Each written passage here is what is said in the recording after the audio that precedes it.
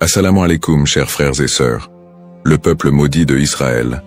Une phrase qui semble résonner avec un mystère profond, une notion qui pourrait dérouter ou susciter la curiosité.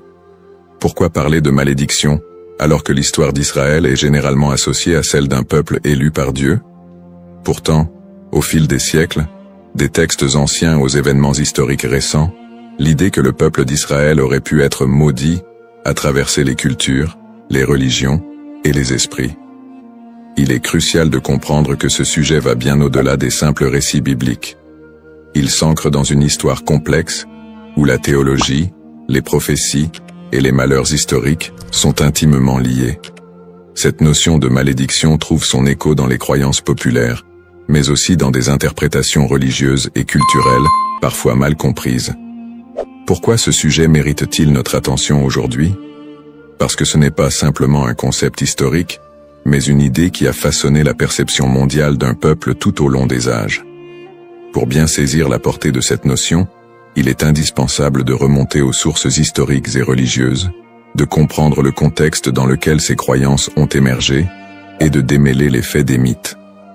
Le terme de peuple maudit a souvent été utilisé dans divers contextes pour parler du peuple d'Israël, mais que signifie-t-il réellement? Dans la Bible, en particulier dans l'Ancien Testament, les relations entre le peuple hébreu et Dieu sont parfois marquées par des promesses de bénédiction, mais aussi des avertissements de malédiction en cas de désobéissance.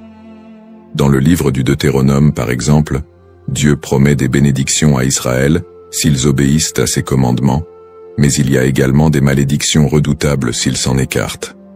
Parmi ces malédictions, on trouve des prophéties qui parlent d'exil, de souffrance et de dispersion à travers le monde. Ces passages ont alimenté des siècles d'interprétations théologiques, renforçant l'idée que certaines périodes de souffrance du peuple juif pourraient être vues comme des châtiments divins. Au-delà de la Bible, l'histoire du peuple d'Israël, marquée par les conquêtes, les destructions, l'exil et les persécutions, a renforcé cette image d'un peuple qui porte un poids historique lourd.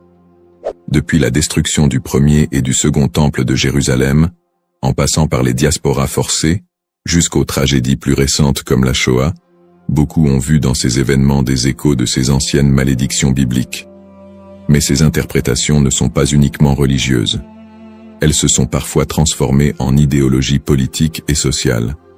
La perception négative et les stéréotypes autour du peuple juif au cours de l'histoire ont souvent renforcé cette idée de malédiction, parfois utilisée pour justifier des discriminations et des persécutions. La notion de peuple maudit a ainsi été instrumentalisée à travers les siècles. Avant de commencer cette vidéo, n'oubliez pas de liker cette vidéo, car cela nous donne beaucoup de force pour continuer à partager du contenu bénéfique. Et je vous invite à vous abonner à notre chaîne et d'activer la cloche de notification pour rester informé de nos prochaines publications sur la foi islamique. Merci et bonne vidéo. L'objectif de cette vidéo est d'analyser et de comprendre cette idée complexe et souvent mal interprétée de peuple maudit. Quelles en sont les racines historiques, religieuses et sociales? Comment a-t-elle évolué au fil du temps, et pourquoi est-elle encore parfois utilisée pour expliquer des événements tragiques dans l'histoire du peuple juif? Alors, restez avec moi jusqu'à la fin pour découvrir cela. Si vous avez des questions ou des commentaires en cours de route, n'hésitez pas à les laisser en bas. J'apprécie beaucoup vos retours. Allons-y. Au cours de cette vidéo, nous allons explorer les textes religieux qui évoquent cette malédiction, en particulier la Bible et d'autres écrits anciens. Revisiter les grandes étapes de l'histoire d'Israël, de l'époque biblique jusqu'à nos jours, pour comprendre comment ces événements ont pu renforcer cette idée dans les esprits. Discuter des interprétations théologiques de ces malédictions, et comment elles ont été perçues par différentes religions et cultures à travers le monde. Démystifier cette notion en explorant les aspects symboliques et les récupérations idéologiques qui ont façonné cette image négative. Cette exploration vous permettra de comprendre les tenants et aboutissants de cette idée profondément enracinée dans l'histoire de l'humanité. Il est important de ne pas se laisser emporter par des idées simplistes, mais de creuser la profondeur de ce concept pour en dégager des vérités historiques et spirituelles. Origine d'Israël. L'histoire du peuple israélite débute avec les récits bibliques de la Genèse, où Dieu promet à Abraham, un patriarche hébreu, qu'il deviendra le père d'une grande nation. Cette promesse divine est le point de départ de la formation du peuple d'Israël. Selon la tradition, Abraham, Isaac, son fils, et Jacob, son petit-fils, sont les ancêtres directs de ce peuple, souvent appelés les patriarches. Jacob, après avoir lutté avec un ange, reçoit de Dieu un nouveau nom, Israël, et ses descendants sont appelés les Israélites. Le livre de l'Exode raconte l'histoire de la libération du peuple hébreu de l'esclavage en Égypte sous la direction de Moïse. C'est un moment fondamental dans l'histoire d'Israël, où Dieu scelle une alliance avec les Israélites au mont Sinaï. Dieu y remet les 10 commandements à Moïse, posant ainsi les bases des lois morales et religieuses qui guideront le peuple élu. Cette alliance est une promesse de protection divine en échange de l'obéissance aux lois de Dieu. À partir de là, Israël se constitue progressivement en nation, après la conquête de la terre promise sous Josué. Cette période est marquée par des hauts et des bas, alors que les Israélites tentent de rester fidèles à leur alliance avec Dieu. Toutefois, au fil des siècles, leur histoire est ponctuée d'infidélités religieuses, de guerres et de conquêtes par d'autres puissances, ce qui engendrera l'accomplissement de certaines prophéties de malédiction. Les prophéties et les malédictions. Dans l'Ancien Testament, en particulier dans le Deutéronome, Dieu fait à Israël des promesses de bénédiction conditionnelles à leur fidélité, mais également des avertissements de malédiction en cas de désobéissance. Le chapitre 28 du Deutéronome est l'un des textes clés qui évoquent les conséquences potentielles de l'infidélité. Dieu promet prospérité et paix si le peuple respecte ses commandements, mais des malédictions terribles en cas de rébellion. Les malédictions incluent des catastrophes naturelles, des défaites militaires, des maladies, et finalement, l'exil et la dispersion parmi les nations étrangères. Parmi les prophètes qui ont développé cette idée de malédiction, Ézéchiel et Jérémie sont 2 figures centrales. Ézéchiel, actif pendant l'exil babylonien, insiste sur le lien entre l'exil du peuple et leur transgression.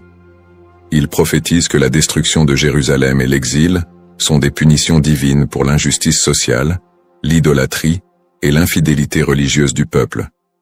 Toutefois, il apporte aussi un message d'espoir. Après le châtiment, un retour et une restauration sont possibles si le peuple se repent. Jérémie, qui vécut également durant la chute de Jérusalem en 586 avant Jésus-Christ, avertit constamment le peuple des malheurs à venir s'il ne se détourne pas de l'idolâtrie et des injustices. Il prophétise la destruction imminente du temple de Jérusalem et l'exil des Judéens en Babylonie. Dans Jérémie 25, il annonce que cette période d'exil durera 70 ans, après quoi Dieu permettra leur retour. Ces prophéties sont souvent vues comme des annonces de malédiction qui pèsent sur Israël en raison de son infidélité à l'alliance. Cependant, elles sont également porteuses d'un espoir de rédemption, promettant que si le peuple retourne à Dieu, il retrouvera sa place privilégiée. Une autre dimension importante des malédictions dans l'Ancien Testament concerne le temple de Jérusalem. La destruction du premier temple par les Babyloniens en 586 avant Jésus-Christ, puis la destruction du second temple par les Romains en 70 après Jésus-Christ, sont vus comme des châtiments pour la désobéissance du peuple. Ces événements ont renforcé l'idée d'un peuple souffrant sous le poids de la malédiction divine. Persécutions historiques. L'histoire du peuple d'Israël est marquée par une série de persécutions et d'exils, souvent perçues à travers le prisme des malédictions bibliques. Le premier grand exil, celui de Babylone, survient après la destruction du premier temple en 586 avant Jésus-Christ. Par la suite, les Babyloniens déportent une grande partie des habitants de Juda, ce qui marque le début d'une longue période de diaspora. Après un retour partiel en terre d'Israël et la reconstruction du temple, les siècles suivants ne sont pas exempts de nouvelles épreuves. La période hellénistique, marquée par les conquêtes d'Alexandre le Grand, puis la domination romaine, amène son lot de tensions religieuses et politiques. Le peuple juif subit de nouvelles persécutions, notamment sous l'occupation romaine. La destruction du Second Temple en 70 après Jésus-Christ par les Romains, sous l'empereur Titus, est un moment charnière dans l'histoire d'Israël. Cet événement marque le début de la grande diaspora, alors que le peuple juif est dispersé dans tout l'Empire romain et au-delà. La révolte de Bar Kokhba, en 135 après Jésus-Christ, aboutit à une nouvelle défaite et à un exil encore plus massif. À partir de ce moment, les Juifs deviennent un peuple sans terre, vivant en exil, souvent en minorité, et subissant de nombreuses discriminations et persécutions. Durant le Moyen-Âge, en Europe et dans le monde islamique, les Juifs font souvent l'objet de suspicions, de discriminations légales, et parfois de pogroms violents. Les croisades, notamment, voient des massacres de communautés juives en Europe. Les expulsions des Juifs d'Espagne, en 1492, et du Portugal en 1497, sont d'autres exemples de persécutions qui renforcent cette idée de malédiction. Dans ces périodes sombres, beaucoup d'historiens et de penseurs juifs eux-mêmes ont cherché à comprendre ces souffrances à travers les textes sacrés. Pour certains, ces malheurs étaient perçus comme la continuation des malédictions prononcées dans l'Ancien Testament. Pourtant, ces périodes de souffrance ne sont pas uniquement interprétées comme des châtiments divins, mais aussi comme des épreuves à travers lesquelles le peuple d'Israël serait purifié ou préparé à une rédemption future. Le 19e et le 20e siècle ne font qu'amplifier ces tragédies, avec l'émergence de l'antisémitisme moderne, culminant dans l'horreur de la Shoah, qui a vu l'extermination systématique de 6 millions de Juifs pendant la Seconde Guerre mondiale. Une telle catastrophe, d'une ampleur sans précédent, a profondément marqué l'identité juive et soulevé des questions sur le sens de cette souffrance historique. Conclusion du contexte historique. L'histoire du peuple d'Israël, tissée de moments de gloire, d'alliances divines, mais aussi de malédictions et de souffrances, reste une des plus complexes et des plus riches de l'humanité. Les prophéties bibliques de malédiction, les exils répétés, les destructions de lieux sacrés et les persécutions à travers les siècles ont façonné la perception du peuple juif, tant de leur propre point de vue que de celui des autres nations. Le concept de peuple maudit, les bases théologiques, l'idée de malédiction dans les textes religieux, en particulier dans la tradition judéo-chrétienne, est un concept riche et complexe. Les malédictions sont souvent prononcées par Dieu en réponse à l'infidélité ou à l'injustice du peuple. Dans la Bible, notamment dans le livre du Deutéronome, Dieu promet des bénédictions à Israël pour leur obéissance, mais aussi des malédictions en cas de désobéissance. Ces malédictions incluent des souffrances, des exils et d'autres calamités, illustrant le caractère conditionnel de l'alliance entre Dieu et son peuple. La distinction entre malédiction divine et humaine est essentielle. Les malédictions divines, souvent exprimées par des prophètes, sont vues comme des conséquences directes de l'action humaine contre les commandements divins. En revanche, les malédictions humaines peuvent découler de superstitions, de croyances populaires ou d'anathèmes lancés par des individus ou des groupes en réponse à des actes perçus comme immoraux. Cette différence met en lumière le rôle de la responsabilité humaine dans la réception de ces malédictions. Les prophètes, tels qu'Ézéchiel et Jérémie, jouent un rôle crucial dans la communication de ces malédictions. Leur message souligne que ces châtiments ne sont pas simplement des expressions de colère divine, mais des appels à la repentance et à la restauration. Ce cadre théologique souligne que les malédictions ne sont pas définitives, et que le retour à la foi peut conduire à des bénédictions renouvelées. Malédiction et mythe. La notion de malédiction attachée au peuple d'Israël a donné lieu à de nombreuses interprétations populaires et mythes au cours des siècles. Dans les traditions chrétiennes et islamiques, des récits sur le peuple juif ont souvent été associés à des idées de punition divine. Ces interprétations, parfois teintées d'hostilité, ont conduit à la propagation de stéréotypes négatifs. Historiquement, des récits de malédiction ont été utilisés pour justifier des persécutions contre les Juifs.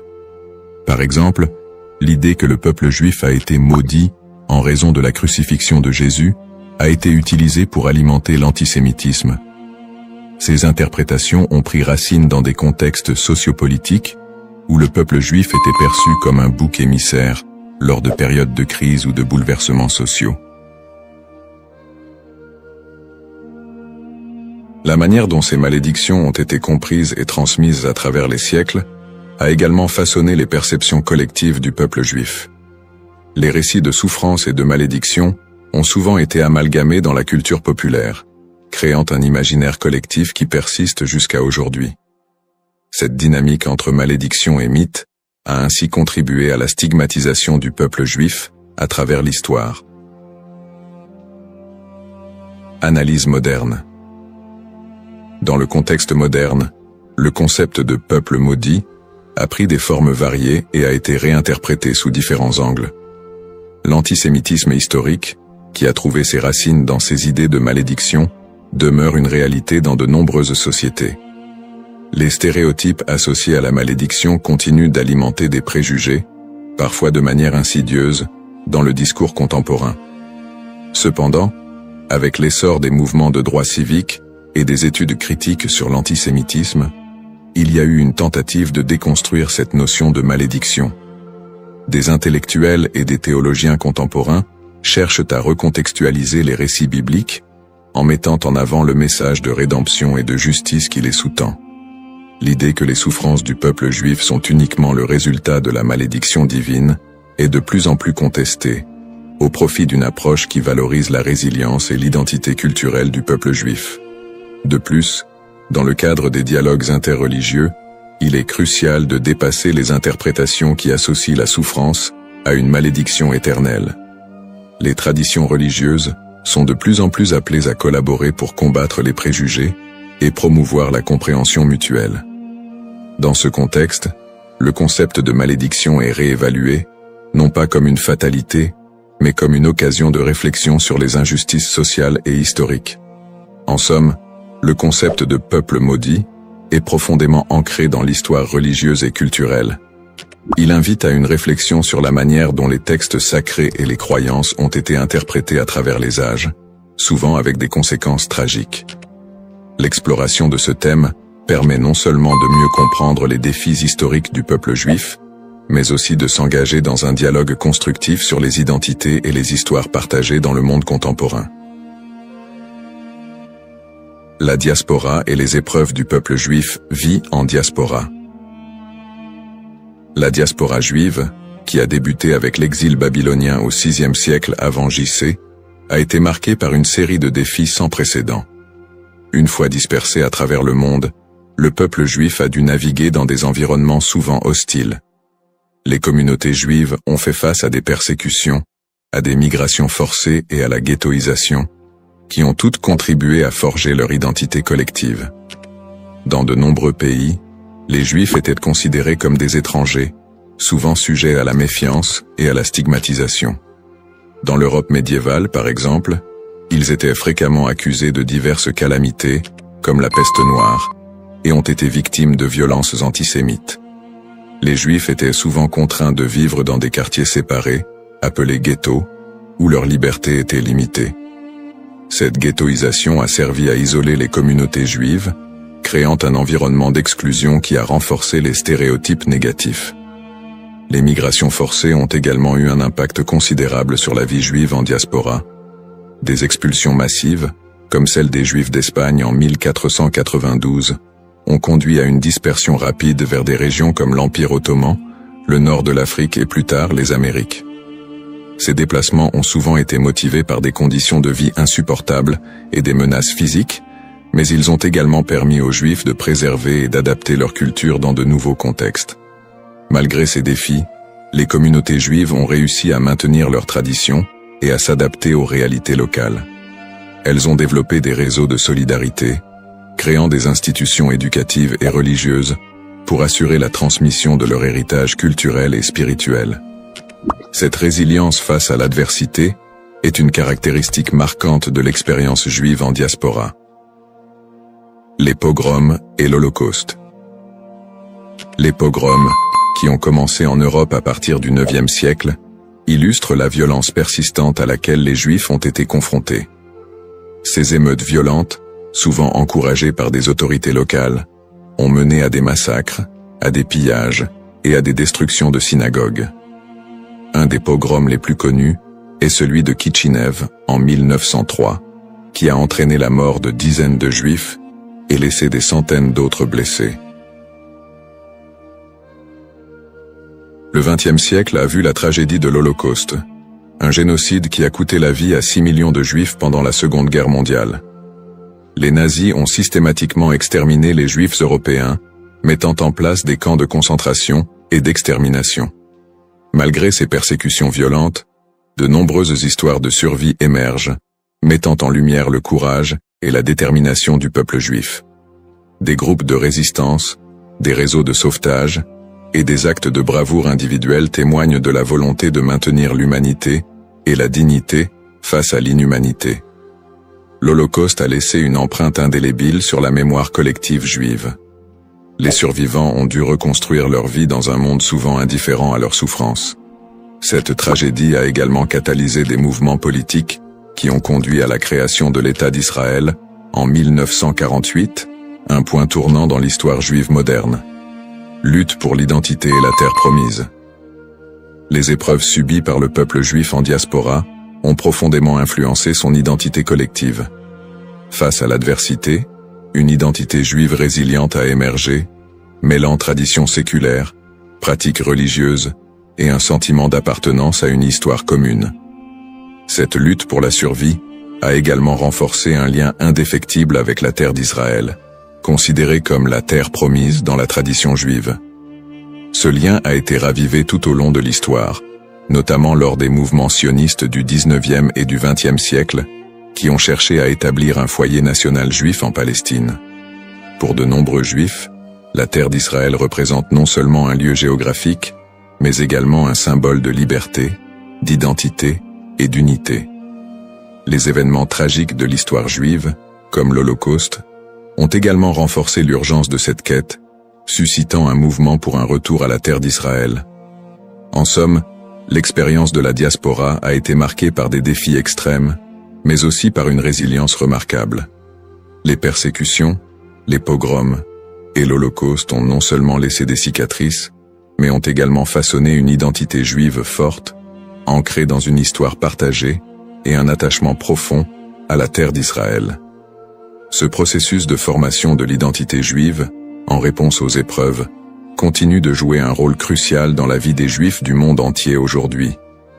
Le retour en Israël et l'État moderne, sionisme et création de l'État d'Israël. Le mouvement sioniste, qui a émergé à la fin du XIXe siècle, constitue un tournant majeur dans l'histoire juive moderne. À cette époque, les Juifs d'Europe étaient confrontés à une montée de l'antisémitisme et à des conditions de vie précaires, notamment en Russie et en Europe de l'Est. Ces difficultés ont suscité un besoin pressant d'un foyer national. Theodor Herzl, considéré comme le père du sionisme politique, a articulé cette aspiration dans son livre L'État juif, 1996, où il propose la création d'un État juif en Palestine comme réponse à l'antisémitisme rampant.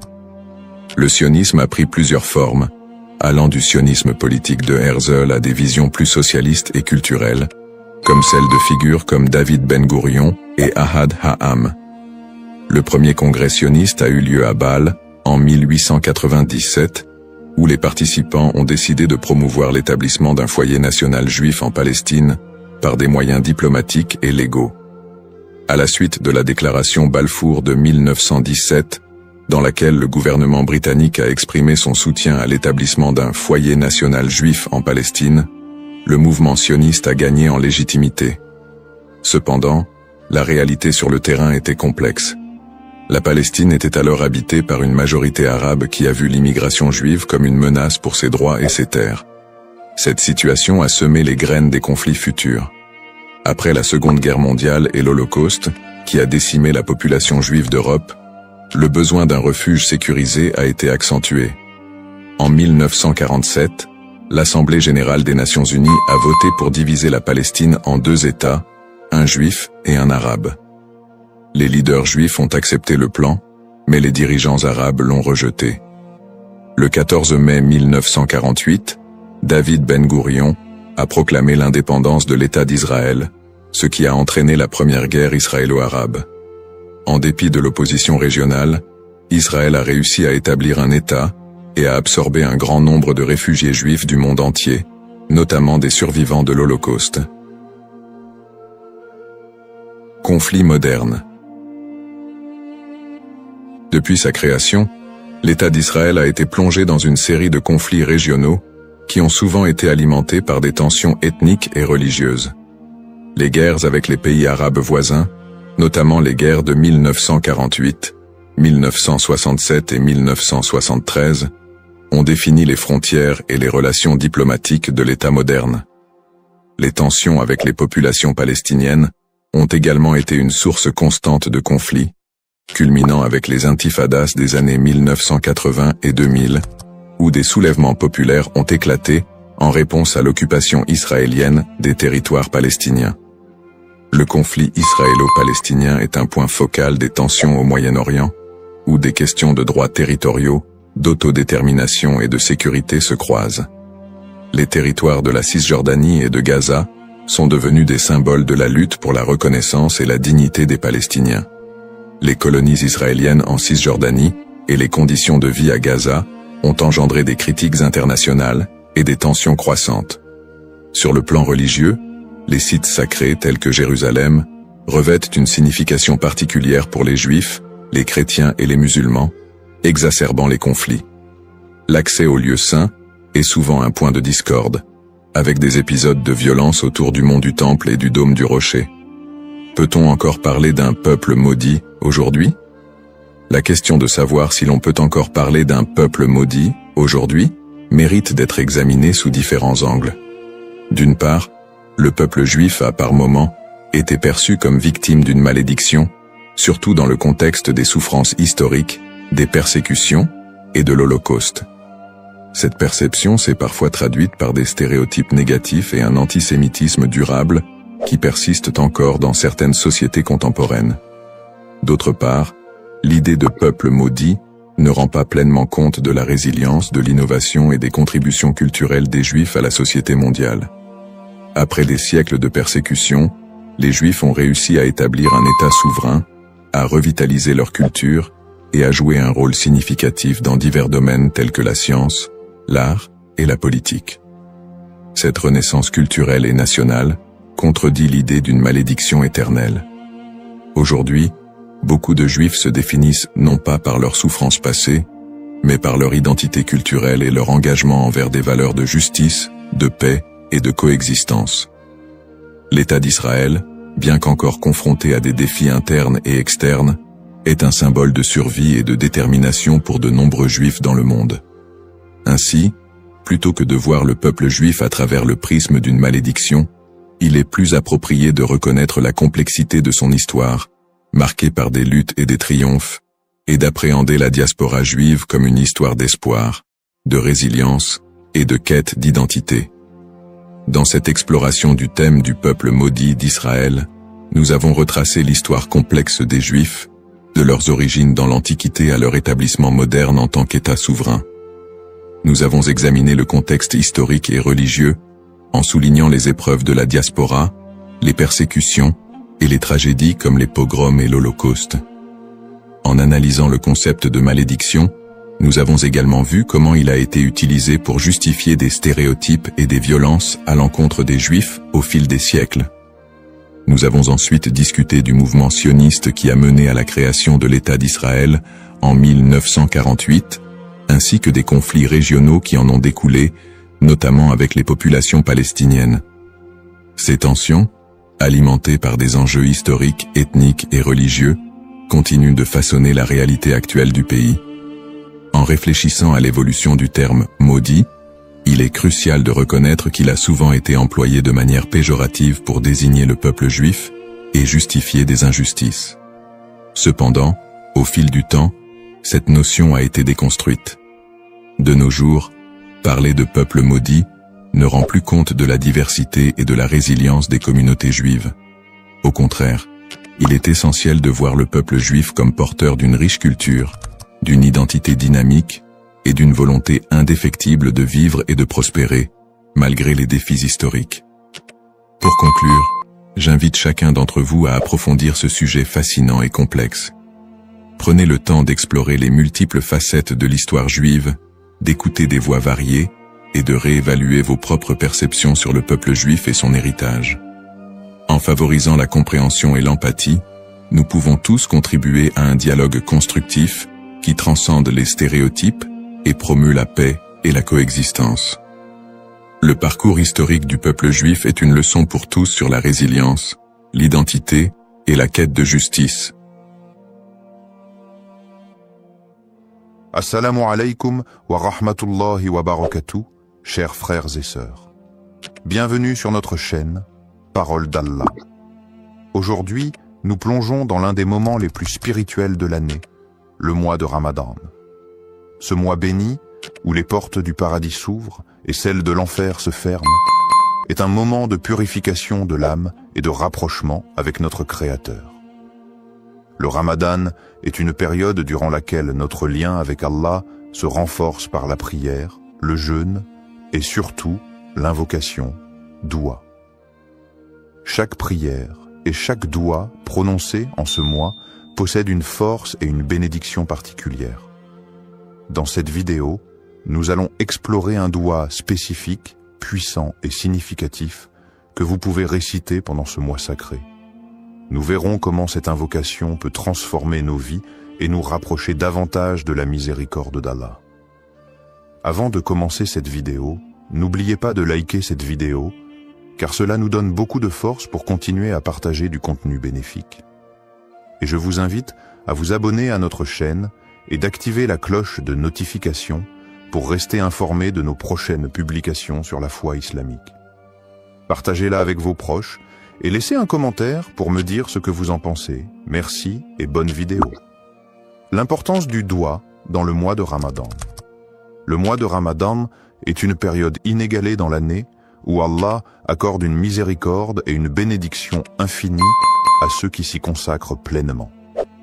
Parmi les plus grandes bénédictions de ce mois figure l'importance du doua. En effet, le prophète Muhammad, paix et bénédiction sur lui, a dit « Il y a 3 personnes dont l'invocation n'est jamais rejetée. Celui qui jeûne jusqu'à ce qu'il rompe son jeûne, le juste dirigeant, et celui qui fait doua pour son frère en son absence. » Tirmidhi.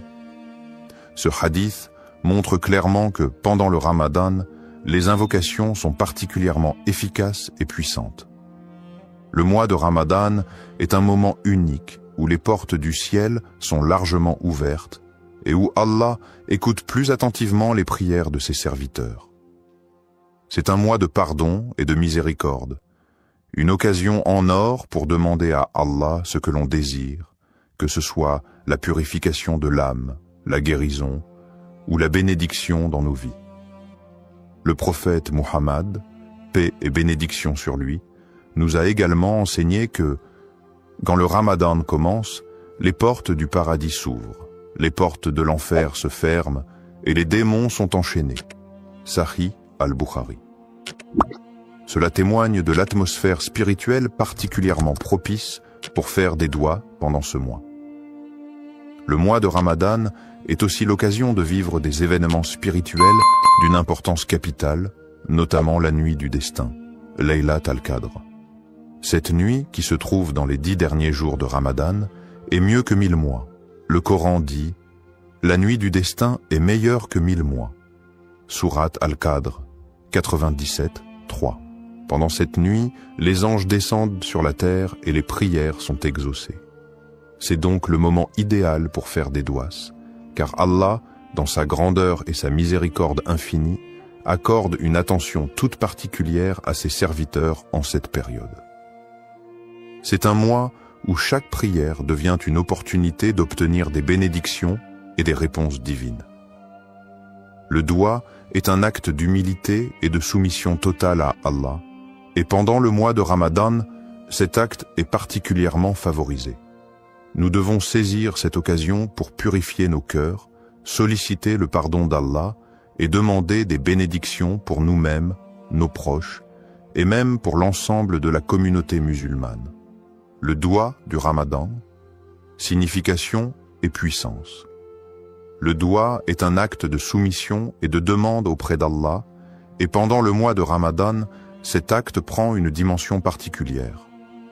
Le mois de Ramadan est une période de purification spirituelle où chaque prière et chaque invocation est une occasion d'obtenir la miséricorde divine. Dans ce contexte, certains douas ont une puissance et une signification profonde, et parmi ceux-ci, il existe un doua spécifique recommandé pour ce mois béni. Le doua pour la rédemption et le pardon. Le doua pour la rédemption et le pardon. Un des douas les plus recommandés pendant le mois de Ramadan est le doua pour demander le pardon et la miséricorde d'Allah. Il s'agit de l'invocation suivante, souvent récitée durant ce mois sacré. Allahumma innaka afu, tuhibbul afu, fa'af anni. Allahumma innaka afuwun tuhibbu al-afwa fa'fu anni. Oh Allah, tu es pardonnant, tu aimes le pardon, alors pardonne-moi. Hadith rapporté par Al-Tirmidhi. Ce doua est une invocation très puissante et profonde. Elle est recommandée de manière spéciale durant les dernières nuits de Ramadan, notamment durant la nuit du destin, Laylat al-Qadr, lorsque les bénédictions et les bénédictions divines sont multipliées. Le doua exprime l'humilité et le besoin absolu de la miséricorde d'Allah. Signification des mots et impact spirituel. Chaque mot de ce doua est riche en signification et en implications spirituelles. Voici une explication détaillée de ces éléments clés. Allahumma innaka. Ce mot commence l'invocation par le nom d'Allah, une manière de se rappeler qu'Allah est celui vers qui toute demande doit être adressée. Ce début marque le recueillement, le respect et l'humilité devant Allah. Afuwun. Cela fait référence à la qualité divine d'Allah qui est pardonnant. Ce mot indique une forme de pardon bienveillant, plus que simplement accorder le pardon. Allah, dans sa grande miséricorde, ne se contente pas de pardonner les péchés, mais il efface leurs traces et les conséquences. C'est ce pardon purifiant qui est demandé ici. Tuhibbu al-afwa. Cette phrase signifie que tu aimes le pardon. Cela nous rappelle que le pardon est une qualité précieuse dans l'islam. Et Allah non seulement pardonne, mais il aime pardonner à ses serviteurs qui se repentent sincèrement. Il est la source de tout pardon et aime purifier ceux qui se tournent vers lui avec un cœur sincère. Fa'fu anni. Ici, on demande directement à Allah de pardonner nos fautes. Le mot fa'fu est plus que le simple pardon. Il implique l'effacement total des péchés et des erreurs, une grâce qui est renouvelée chaque jour pendant le mois de Ramadan. Cette invocation, d'une simplicité apparente, est profondément spirituelle. Elle illustre parfaitement l'âme du Ramadan, qui est un mois de purification, de repentance et de réconciliation avec Allah. Le doua fait appel à la miséricorde d'Allah, à sa volonté de pardonner et à sa bienveillance infinie. Il invite les croyants à se tourner vers Allah avec une foi totale, en reconnaissant leurs faiblesses et en demandant une purification divine. Connexion à la miséricorde divine. Le mois de Ramadan est le mois où la miséricorde divine atteint son paroxysme. En demandant pardon, le croyant ne fait pas qu'accepter la rédemption de ses péchés, mais aussi il s'engage dans un processus de purification de l'âme. Allah nous enseigne dans le Coran que sa miséricorde couvre toute chose, et cette miséricorde est particulièrement active pendant le mois de Ramadan.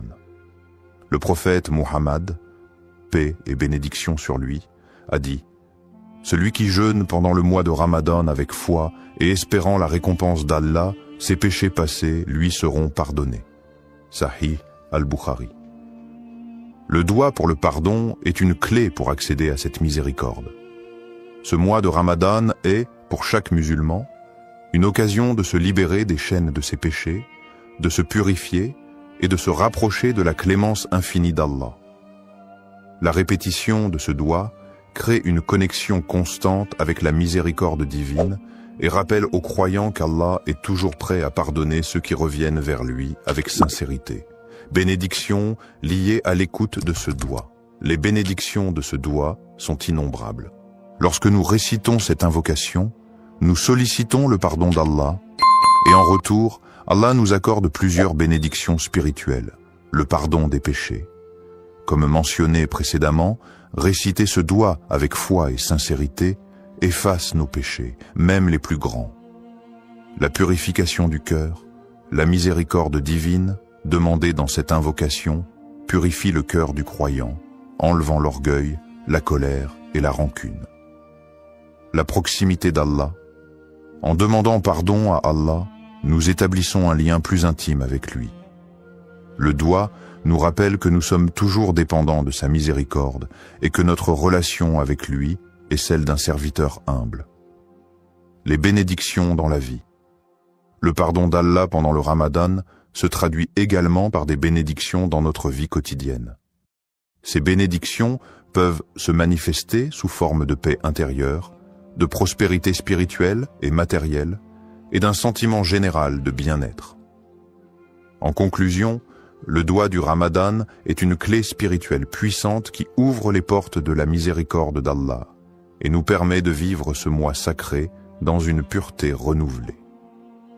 En le récitant sincèrement, nous espérons être touchés par la miséricorde divine et bénéficier de toutes les bénédictions qu'Allah réserve à ceux qui cherchent son pardon.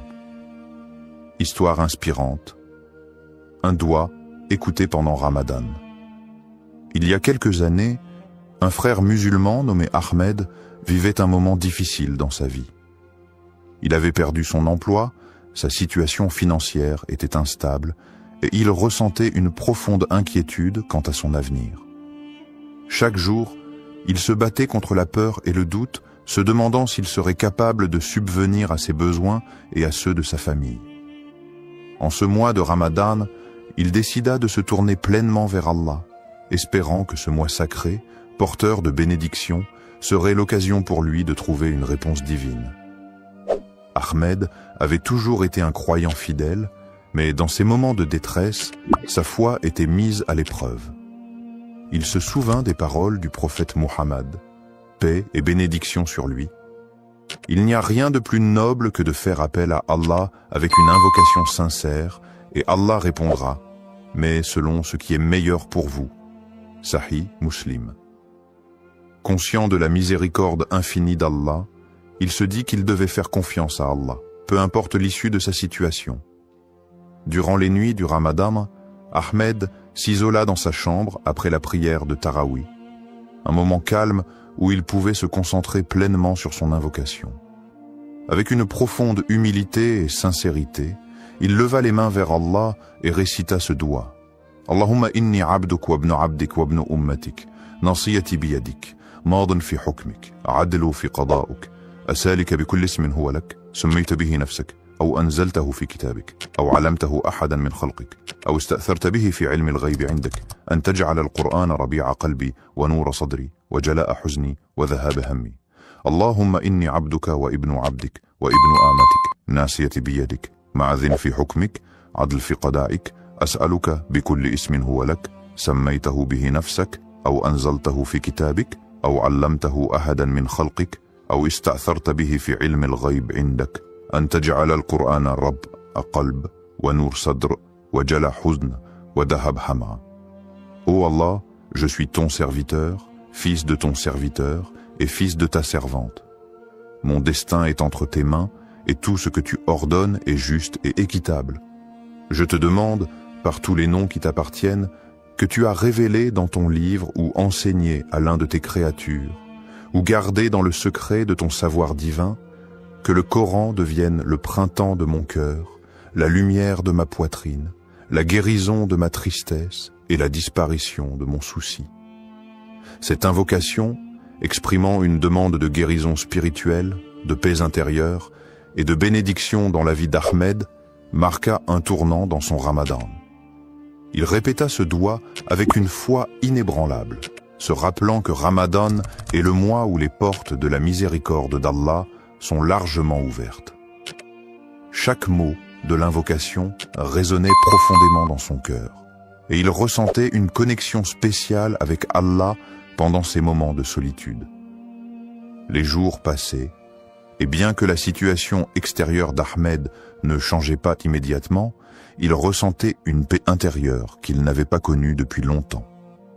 Il continuait à faire des douas, mais ce sentiment de tranquillité le guidait dans ses prières et ses supplications. Un soir, après une prière de Taraouih particulièrement émotive, il reçut un appel inattendu. C'était un ancien collègue qui lui proposait une opportunité de travail, une offre bien plus avantageuse que celle qu'il avait perdue. Non seulement cette offre répondait à ses besoins matériels, mais elle offrait également une chance de croître et de se rapprocher de ses valeurs spirituelles. Cela lui rappela instantanément le hadith du prophète Muhammad, paix et bénédiction sur lui.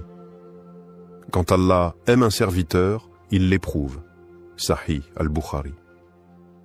Il se rendit compte que cet emploi n'était pas simplement une solution à ses soucis, mais aussi une forme de réponse divine à ses supplications.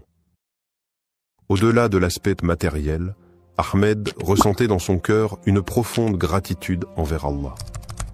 Il se rappela que, bien que sa demande n'ait pas été exaucée immédiatement dans la forme qu'il avait anticipée, la réponse de Dieu était parfaite.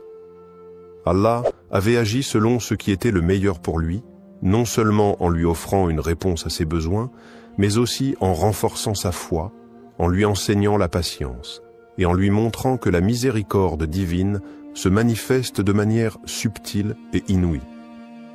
Cette expérience marqua un tournant spirituel dans la vie d'Ahmed. Il comprit que chaque doua, même si la réponse n'est pas immédiate ou n'est pas conforme à nos attentes, est écoutée par Allah. Parfois, la réponse vient sous une forme différente de ce que nous imaginons, mais elle est toujours en accord avec ce qui est le mieux pour nous. Ce Ramadan, il apprit à se remettre complètement entre les mains d'Allah, à faire confiance à son plan, et à voir chaque épreuve comme une occasion d'approfondir sa foi. L'histoire d'Ahmed nous rappelle que chaque doua, pendant Ramadan, est un acte de foi, une forme de soumission à Allah. Parfois, les bénédictions ne sont pas visibles tout de suite, mais elles sont toujours présentes, enveloppées dans la sagesse et la miséricorde d'Allah. Les conditions du doua acceptées, ce qu'Allah attend de nous dans le mois béni de Ramadan et tout au long de l'année, les invocations, douas, sont une occasion précieuse pour les croyants de se rapprocher d'Allah et de solliciter ses bénédictions. Toutefois, pour que notre doua soit accepté, il y a des conditions que nous devons remplir, des comportements que nous devons adopter. Allah, dans sa miséricorde infinie, répond à nos prières, mais cette réponse dépend souvent de la sincérité de notre cœur et de notre engagement envers lui. Première, la sincérité dans la prière et la pureté d'intention. La première condition pour qu'un doua soit accepté est la sincérité du cœur. Lorsque nous élevons nos mains en supplication, nous devons nous assurer que notre demande vient d'un cœur pur, exempt de toute hypocrisie. Le prophète Muhammad, paix et bénédiction sur lui, a dit « Lorsque vous invoquez Allah, invoquez-le avec un cœur pur. » Sunan at-Tirmidhi. Il est crucial que notre intention soit claire et que nous ne cherchions pas à obtenir des bénéfices mondains par nos prières, mais bien à chercher le plaisir d'Allah. Cette sincérité dans la prière renforce notre relation avec Allah, car c'est un acte d'adoration qui doit être fait uniquement pour lui. 2. Le rôle du tawakkul, la confiance en Allah, et la persévérance dans les invocations. Une autre condition essentielle pour que nos doua soient acceptés est le tawakkul, c'est-à-dire la confiance totale en Allah après avoir fait tous les efforts nécessaires. Il est important de se rappeler que, même si nous faisons des supplications, cela ne signifie pas que la réponse viendra instantanément ou selon nos attentes. Le tawakkul nous enseigne que nous devons faire confiance à la sagesse divine d'Allah, sachant qu'il sait ce qui est le mieux pour nous, même lorsque nous ne comprenons pas immédiatement le sens de sa réponse. Le prophète, paix et bénédiction sur lui, a aussi dit « Ne vous lassez pas d'invoquer Allah, car parfois la réponse arrive plus tard qu'on ne le désire, et Allah connaît le meilleur moment pour exaucer votre prière. » Sahih al-Bukhari. La persévérance dans les invocations est donc essentielle. Ne pas perdre espoir dans les moments de difficulté est une marque de foi profonde. Troisième, l'humilité, l'adoration et la patience dans la réponse de Dieu. L'humilité est également un élément crucial pour l'acceptation de notre dua. En élevant nos mains vers Allah, nous devons nous rappeler que nous sommes de simples serviteurs devant le Créateur, pleins de faiblesses et de manques. C'est avec humilité que nous demandons à Allah de répondre à nos besoins. L'adoration sincère d'Allah et le fait de se soumettre pleinement à sa volonté sont des moyens pour que nos invocations soient exaucées. De plus, il faut être patient face à la réponse d'Allah, qu'elle soit immédiate ou non. Parfois, la réponse divine peut ne pas arriver dans la forme que nous attendions, ou elle peut être retardée pour des raisons que nous ne comprenons pas. Le prophète Muhammad, paix et bénédiction sur lui, nous enseigne que la patience dans l'attente de la réponse d'Allah fait partie intégrante du processus. Allah nous dit dans le Coran, « Et ton Seigneur dit, invoquez-moi, je vous répondrai. » Sourate Ghafir 40-60. Mais cette réponse peut arriver de manière différente, sous forme de bénédiction, de protection ou de tests qui renforcent notre foi. En conclusion, pour qu'un doua soit accepté, nous devons répondre à ces conditions essentielles, la sincérité de l'intention, la confiance totale en Allah, tawakkul, la persévérance dans les invocations, l'humilité dans notre supplication et la patience face à la réponse de Dieu. En agissant selon ces principes, nous cultivons une relation spirituelle profonde avec notre Créateur, et nos doigts sont davantage susceptibles d'être exaucés. Mais au-delà de l'exaucement immédiat, nous devons toujours garder à l'esprit que chaque réponse d'Allah est parfaite, et qu'elle vient dans le meilleur des moments et selon sa sagesse infinie. Le doua comme moyen de purification spirituelle. Le mois de Ramadan n'est pas seulement une période de jeûne et d'abstinence, mais également un moment sacré de purification spirituelle. C'est une occasion unique pour les croyants de se rapprocher d'Allah, de purifier leur âme et de renforcer leur foi. Parmi les moyens les plus puissants pour accomplir cette purification, il y a le doua ou l'invocation. Le doua pendant Ramadan ne sert pas seulement à demander de l'aide ou des bénédictions, mais il joue un rôle essentiel dans le processus de purification du cœur et de l'âme. Premier, le doua comme outil de purification du cœur. Lorsqu'un croyant fait un doua, il se tourne vers Allah avec sincérité et humilité, cherchant sa miséricorde et son pardon. Cet acte d'invocation permet de purifier le cœur en le débarrassant de tout orgueil, de tout mal et de toute négativité.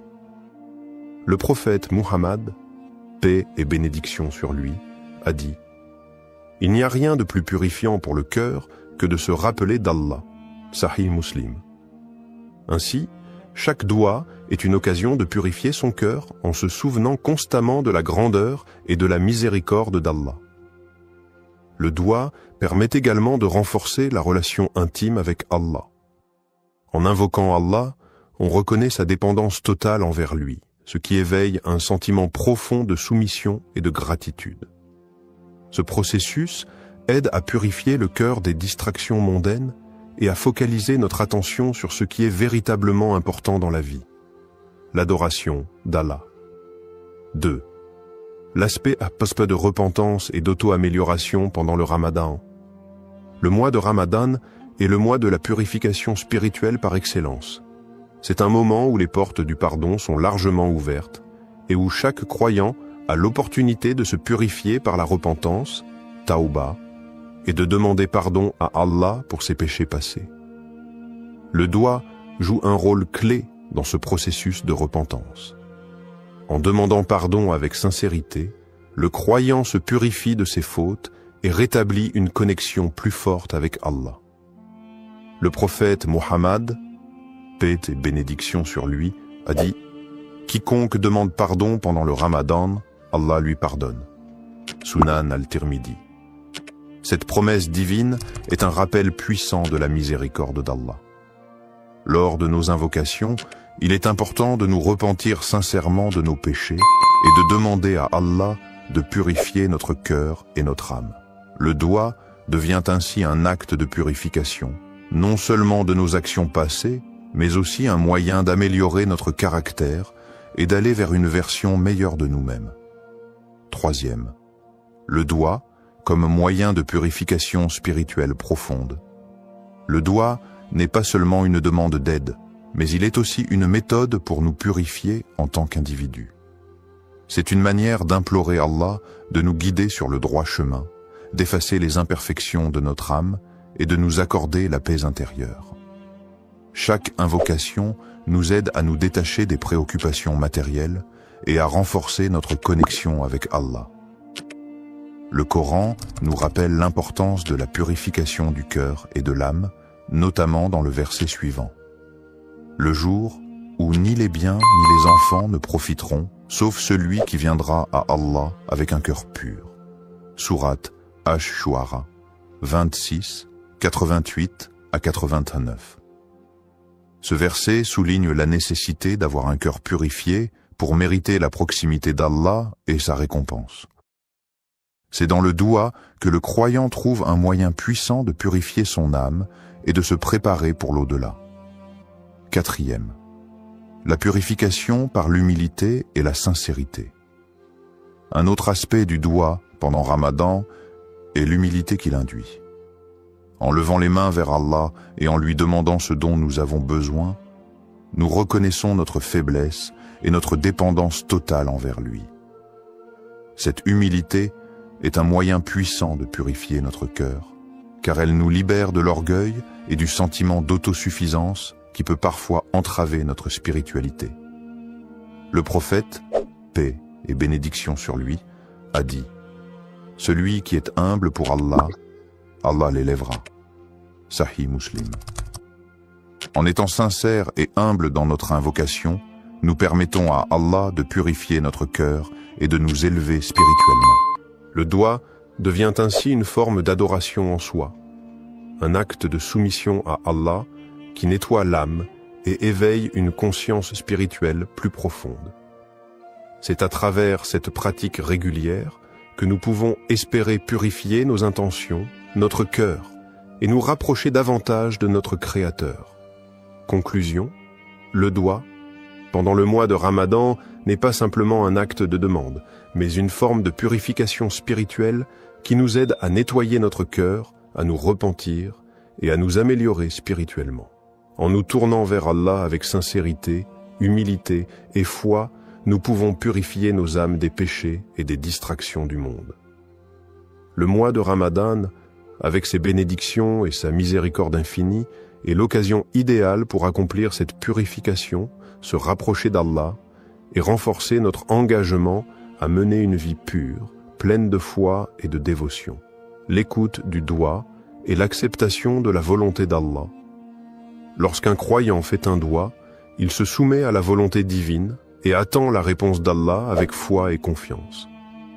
Cependant, il est important de comprendre que la manière dont Allah répond à nos invocations peut ne pas toujours correspondre à ce que nous attendions ou désirions immédiatement.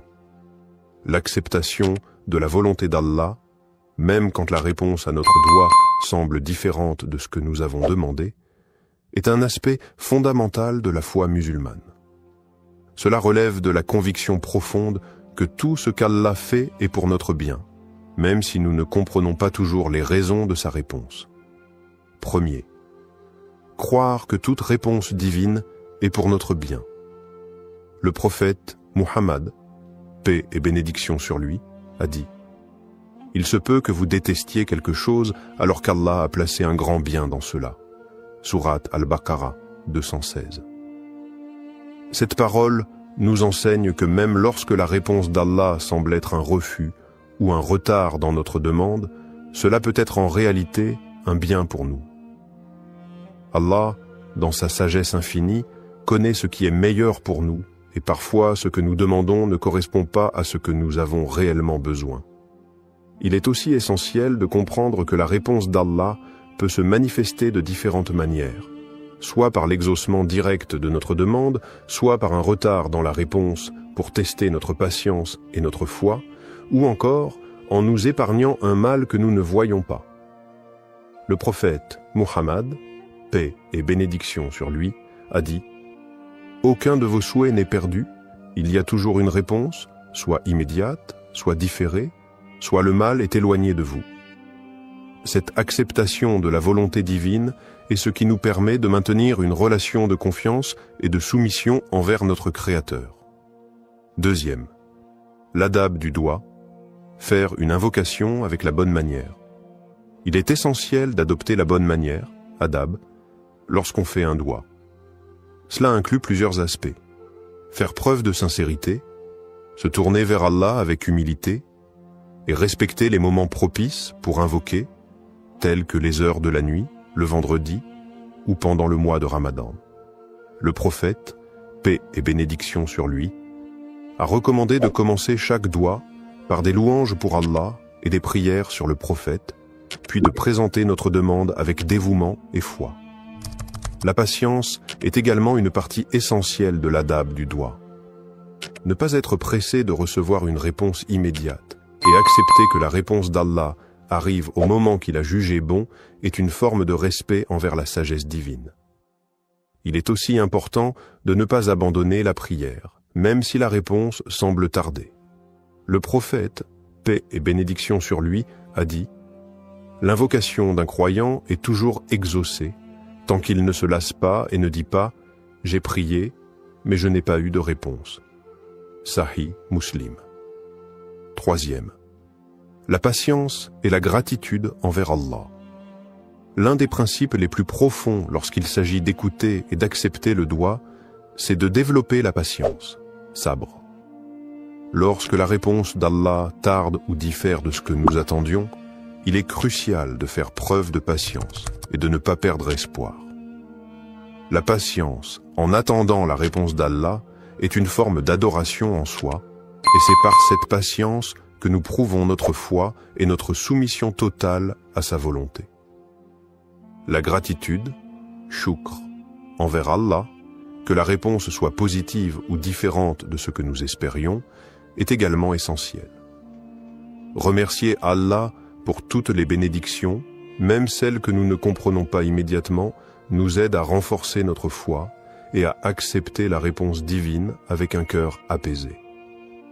Le Coran nous rappelle « Et lorsque ton Seigneur t'a proclamé, appelez-moi, je vous répondrai. » Sourate Ghafir 40-60. Même si la réponse semble différer, cette promesse est un gage de l'écoute constante d'Allah, et la patience dans l'attente devient une source de purification spirituelle. Conclusion. Le doigt est un moyen puissant de se rapprocher d'Allah, mais il exige également une profonde acceptation de la volonté divine. Croire que chaque réponse d'Allah, qu'elle soit immédiate ou non, et pour notre bien, est fondamentale dans notre pratique. L'adab du doigt et l'importance de la patience et de la gratitude envers Allah nous aident à renforcer notre relation avec lui et à accepter sa sagesse infinie dans nos vies. Dans tout ce que nous demandons, il est crucial de nous rappeler qu'Allah nous accorde ce que nous désirons ou non, sa sagesse et sa miséricorde sont infiniment plus grandes que nos souhaits et nos attentes. Comment intégrer ce doigt dans ta vie quotidienne pendant Ramadan?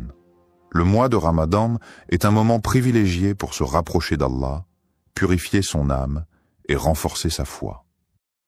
L'intégration du doigt dans notre routine quotidienne pendant ce mois sacré peut transformer notre expérience spirituelle. Voici quelques conseils pratiques pour faire de ce doigt une partie intégrante de ta vie de croyant tout au long de Ramadan. Premier, répétez le doigt pendant les prières obligatoires, salat. Les prières quotidiennes, salat, sont l'occasion idéale pour inclure ce doigt dans ton rituel spirituel. Après chaque prière obligatoire, prends un moment pour réciter le doigt en le répétant avec sincérité. Cela te permettra de renforcer ta connexion avec Allah à travers une prière structurée, tout en ayant l'opportunité de méditer sur chaque mot du doigt. Le mois de Ramadan, avec ses moments de tranquillité et de concentration spirituelle, est une période où tes prières peuvent être plus profondes et plus significatives.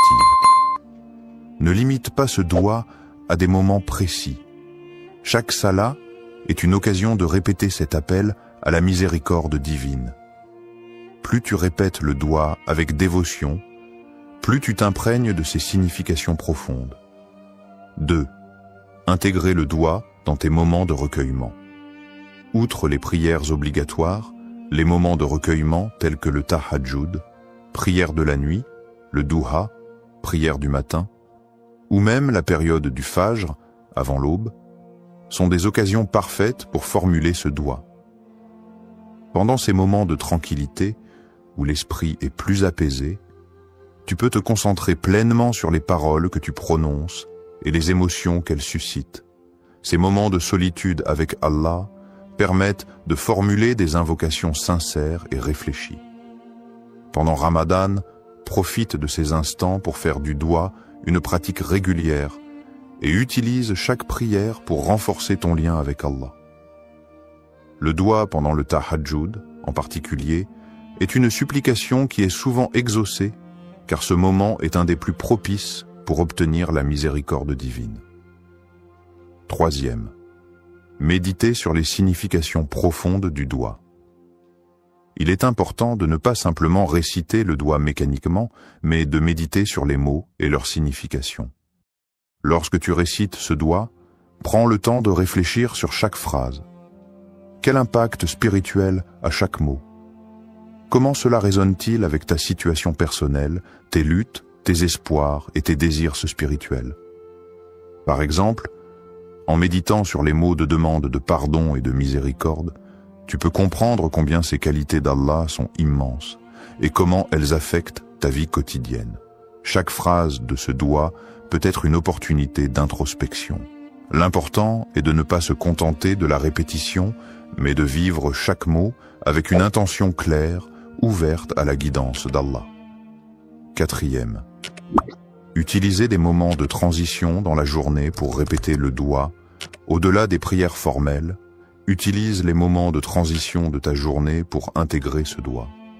Cela peut être pendant le temps que tu passes à la maison entre les prières, ou même lorsque tu fais des tâches quotidiennes. Par exemple, pendant que tu prépares le repas pour le suhour ou l'iftar, profite de ces instants pour répéter ce doigt dans ton cœur. Ces petites invocations pendant les activités quotidiennes peuvent renforcer ta présence spirituelle et te rappeler la bénédiction du mois de Ramadan. 5. Implique la famille et les proches dans l'invocation. Ramadan est aussi un mois de partage et de renouveau spirituel en famille et en communauté. Encourage ta famille, tes amis ou tes proches à faire le doigt ensemble. Lorsque vous êtes réunis pour l'iftar ou pour une prière en groupe, intégrez le doigt dans ce moment collectif. Cela peut renforcer l'effet spirituel du doigt, non seulement pour toi, mais aussi pour ceux qui t'entourent. Conclusion. Le mois de Ramadan offre une occasion en or pour renforcer notre relation avec Allah, et intégrer ce doigt dans ta routine quotidienne est une manière puissante de vivre pleinement ce mois sacré. Que ce soit pendant les prières formelles, les moments de recueillement personnel, ou même dans les petites actions de la vie quotidienne, chaque instant est une opportunité de se rapprocher d'Allah. En méditant sur les significations du doigt et en l'intégrant à toutes les facettes de ta vie, tu t'ouvres à la miséricorde d'Allah et tu renforces ta foi, faisant de ce mois un moment véritablement transformateur. Conclusion et appel à l'action. Le mois de Ramadan est une opportunité unique de se rapprocher d'Allah, de purifier notre cœur et de renforcer notre foi.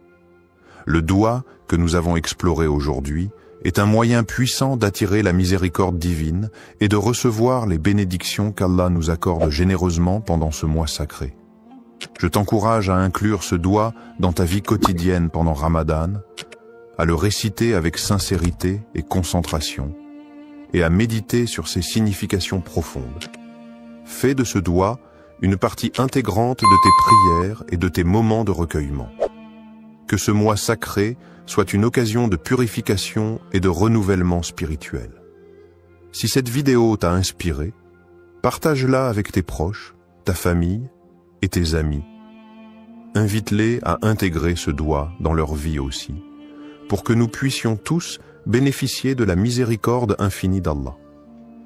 N'oublie pas que, même lorsque nous ne voyons pas immédiatement les résultats, Allah est toujours proche de nous et sa réponse est toujours pour notre bien. Pendant ce mois béni, confie-toi à Allah, persévère dans tes invocations et sois assuré que sa miséricorde englobe tout. Que cette période de Ramadan soit remplie de lumière, de paix et de bénédiction pour toi et tes proches.